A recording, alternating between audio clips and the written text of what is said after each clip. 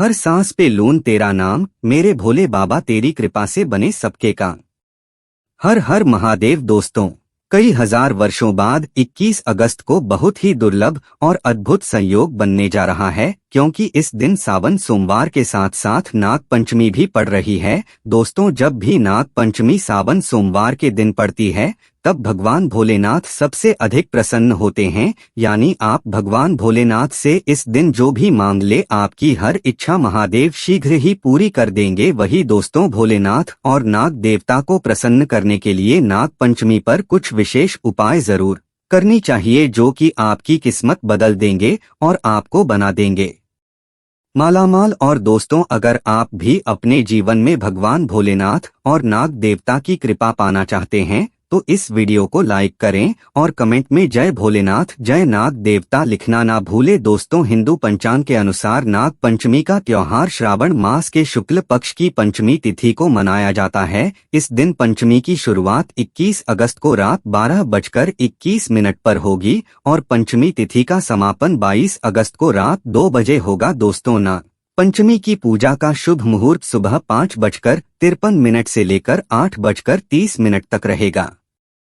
तो ऐसे में कुल मिलाकर नाग पंचमी 21 अगस्त दिन सोमवार के दिन ही मनाई जाएगी और इस दिन सावन का सोमवार भी है, इसलिए ऐसा मौका शायद ही आपको प्राप्त हो। दोस्तों, इस शुभ मुहूर्त में जो भी व्यक्ति पूजा पाठ करेगा तो उसके ऊपर से हमेशा के लिए कर्ज दोष, पितृ दोष, सर्प दोष, राहु दोष, पितृ दोष, मंगल दोष, शनि दोष और नजर दोष दूर हो जाएगा और काल सर्प दोष भी समाप्त हो जाएगा। दोस्तों, शास्त्रों के अनुसार नाग पंचमी के शुभ मुहूर्त पर नागों के राजा नाग देवता को दूध पिलाने से बल बुद्धि प्राप्त होती है, व्यक्ति की उम्र बढ़ जाती है, निश्चय ही यह सब कुछ प्राप्त हो जाता है। दोस्तों, नाग पंचमी के दिन जो भी व्यक्ति एक उपाय करेगा, भगवान शिव उसकी झोली खुशियों से भर देंगे, उसके घर में सदैव धन की वर्षा होगी, सुख समृद्धि की प्राप्ति होगी और भगवान शिव आपको सावन के इस पवित्र महीने में धन से मालामाल कर देंगे। दोस्तों, नाग पंचमी के दिन यह उपाय करने से आपका भाग्य 100 गुना चमक जाता है। तो आइए जानते हैं। दोस्तों, आज की वीडियो में हम आपसे बात करने वाले हैं कि किस प्रकार से नाग देवता की पूजा नाग पंचमी के दिन करनी चाहिए और कौन कौन सा विशेष उपाय करना चाहिए। कालसर्प दोष से पीड़ित हैं या फिर घर में धन संपदा की प्राप्ति चाहते हैं, मां लक्ष्मी की कृपा चाहते हैं, तो इस दिन हमें विशेष रूप से कौन से उपाय करने चाहिए, यह सभी बातें आज हम आपसे इस वीडियो में शेयर करने वाले हैं। तो इस वीडियो को जरूर पूरा देखिएगा। दोस्तों, सदियों से नाग देवता की पूजा होती चली आ रही है, इसीलिए नाग पंचमी के दिन जब नाग देवता की पूजा की जाती है तो उसका महत्व बहुत अधिक हो जाता है। ऐसा माना जाता है कि इस दिन नाग देवता को दूध अर्पित करना चाहिए, दूध से उनको कराना चाहिए, तो इससे आप पर पूर्ण न फल की प्राप्ति होती है। और धार्मिक शास्त्रों के अनुसार नाग पंचमी के दिन जब नाग देवता की पूजा की जाती है तो जीवन से सभी संकटों का नाश होता है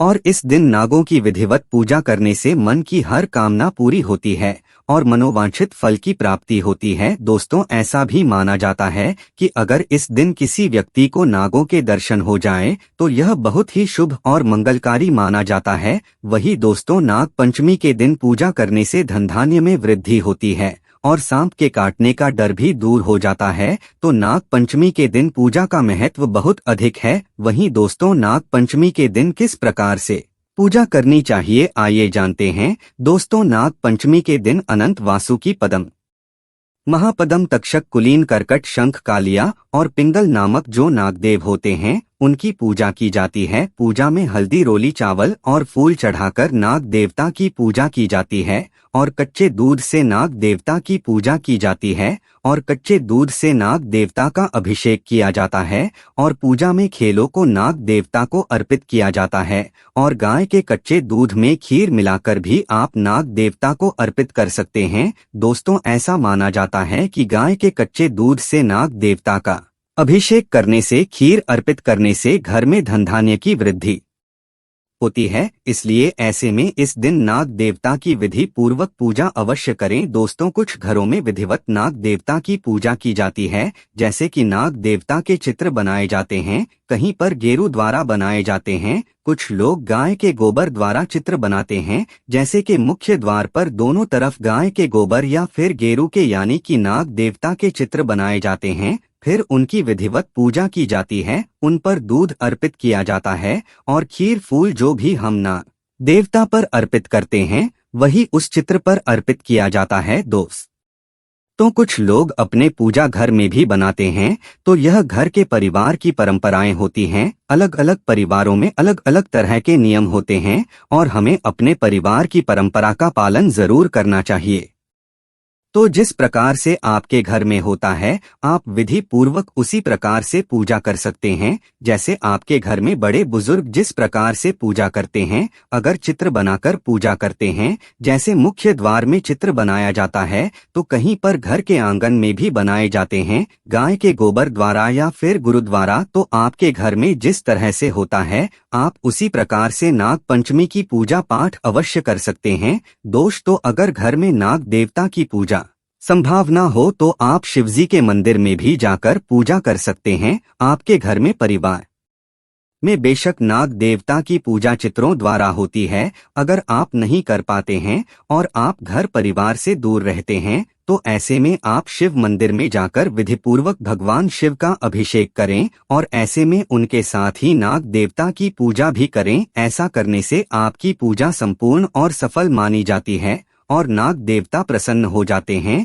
दोस्तों, नाग देवता पर आप गाय का शुद्ध कच्चा दूध अर्पित करें। आपके पास जो भी सामग्री है उसे अर्पित अवश्य करें। नाग देवता की पूजा करते हुए आपको मंत्र का जाप करना है। ओम भूर्भुव स्व तत्सवितुर्वरेण्यं यह भर्गो देवस्य धीमहि धियो यो न प्रचोदयात्। दोस्तों, इस प्रकार से इस मंत्र का जाप करते हुए आप पूजा करें, उन पर सभी वस्तुएं अर्पित करें। धूप दीप भी अर्पित किया जाता है, लेकिन ऐसा माना जाता है कि नाग देवता के बहुत पास दीप नहीं रखना चाहिए और नाग देवता को बहुत पास से धूप भी नहीं दिखाना चाहिए। तो ऐसे में जो आप धूप दीप दिखाना चाहते हैं, तो आप दूर से ही दिखाएं, यानी कि आरती करें। और इसके बाद आपको नाग पंचमी की कथा हर हाल में आवश्यक पूर्वक सुनना चाहिए। दोस्तों, हमेशा ध्यान रखें, नाग देवता पर खराब दूध कभी अर्पित नहीं करना चाहिए। दूध ताजा होना चाहिए, वरना घोर पाप लगता है। दोस्तों, दूध हमेशा मिट्टी के पात्र से या फिर तांबे के पात्र से ही अर्पित करना चाहिए। शास्त्रों के अनुसार इस दिन दूध अर्पित करने वाले व्यक्ति को दूध का सेवन नहीं करना चाहिए, बल्कि अगले दिन से दूध का सेवन करना चाहिए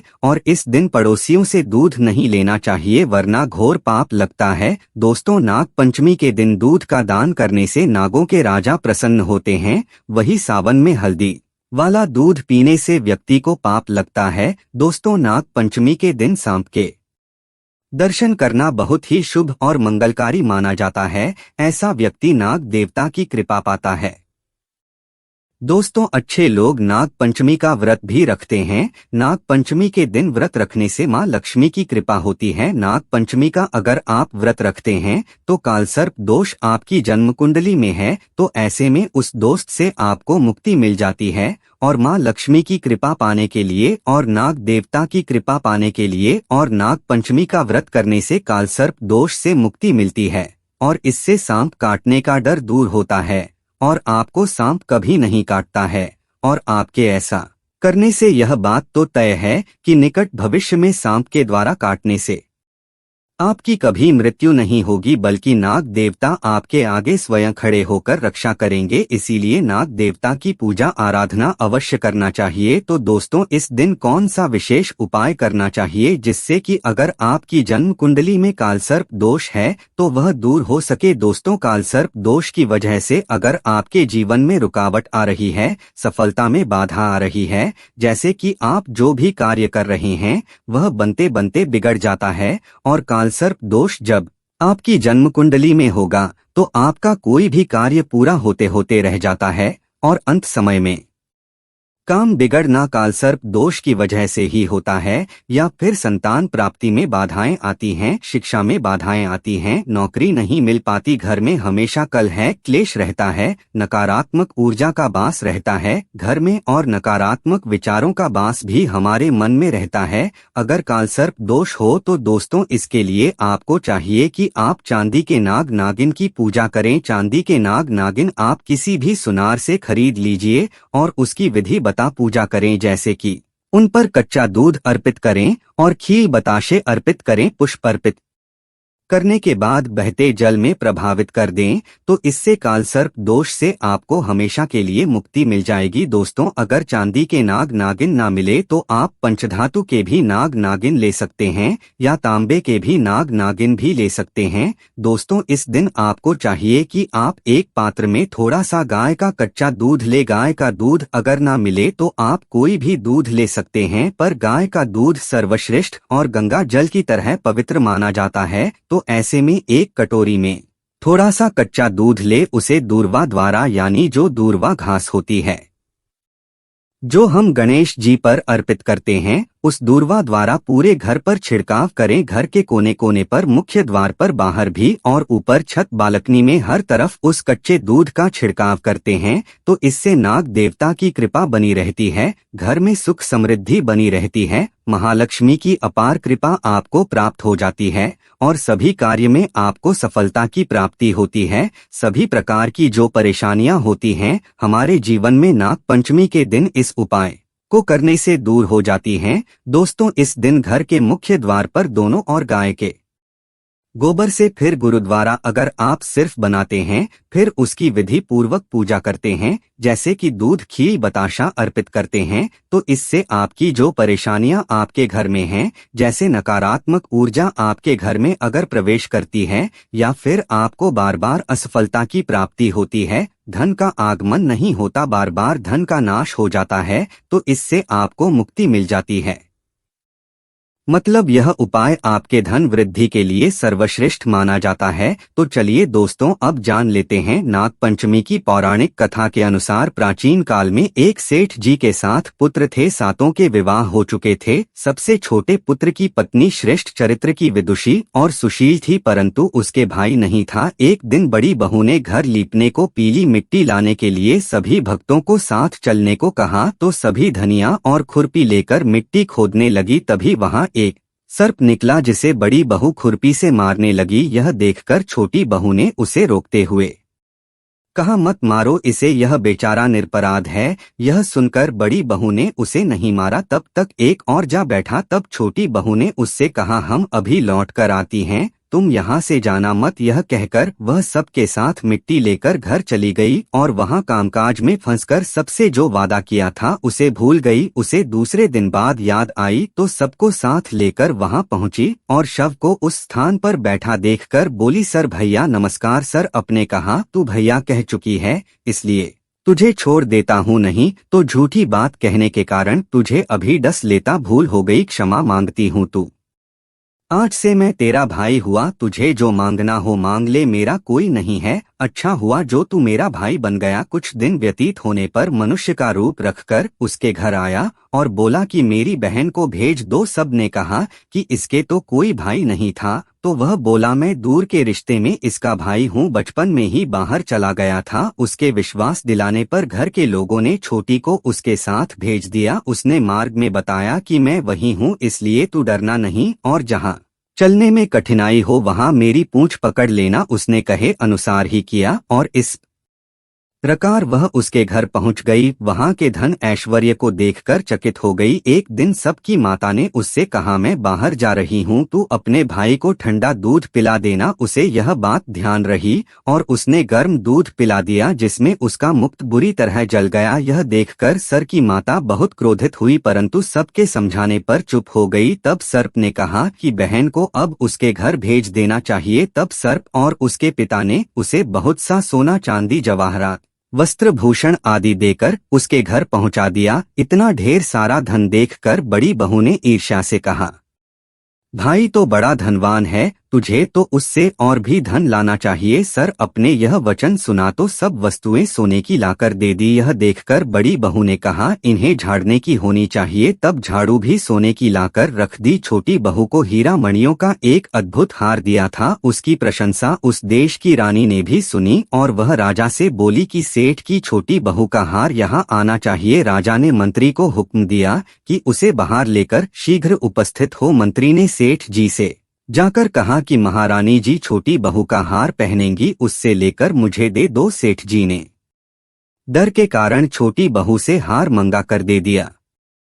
छोटी बहू को यह बात बहुत बुरी लगी। उसने अपने सर पर भाई को याद किया और आने पर प्रार्थना की, भैया रानी ने हार छीन लिया है, तुम कुछ ऐसा करो कि जब वह हार उसके गले में रहे तब तक के लिए सर्प बन जाए और जब वह मुझे लौटा दे तब हीरो और मणियों का हो जाए। सर्प ने ठीक वैसा ही किया। जैसे ही रानी ने हार पहना वैसे ही भक्षक बन गया। यह देखकर रानी चीख पड़ी और रोने लगी। यह देखकर राजा ने सेठ के पास खबर भेजिए कि छोटी बहू को तुरंत भेजो। सेठ जी डर गए कि राजा ना जाने क्या करेगा। वह स्वयं छोटी बहू को साथ लेकर उपस्थित हुए। राजा ने छोटी बहू से पूछा, तूने क्या जादू किया है, मैं तुझे दंड दूंगा। छोटी बहू बोली, राजन धृष्टता क्षमा कीजिए, यह हार ही ऐसा है कि मेरे गले में हीरो और मणियों का रहता है और दूसरे के गले में सर्प बन जाता है। यह सुनकर राजा ने बहुत सर पर बना हार उसे देकर कहा, अभी पहन कर दिखाओ। छोटी बहू ने जैसे ही उसे पहना वैसे ही हीरो मणियों का हो गया। यह देखकर राजा को उसकी बात का विश्वास हो गया